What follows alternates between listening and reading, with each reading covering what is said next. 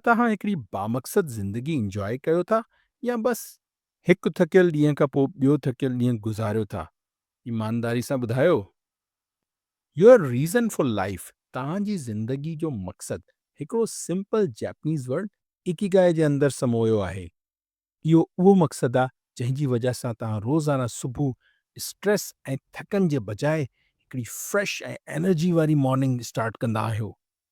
Ikigai असांखे हक़ीक़ी ज़िंदगी जीअण या ज़िंदगी गुज़ारण जे दरमियान जो फ़र्क़ु थो ॿुधाए। ऐं तव्हांखे ख़बर आहे, इहो असांजे अंदरि पहिरां खां ई मौजूदु आहे। असांखे सिर्फ़ु इन जी ॻोल्हा करणी आहे। जापान जे हिकिड़े नंढिड़े ॻोठ में ज़्यादातर लोग 100 साल खां घणी उमिरि जा आहिनि ऐं हो हीअ लाइफ़ तमामु घणी ख़ुशि, पुरअमन ऐं बामक़सद तरीक़े सां जीअनि था ऐं उन जो राज़ आहे इकिगाई।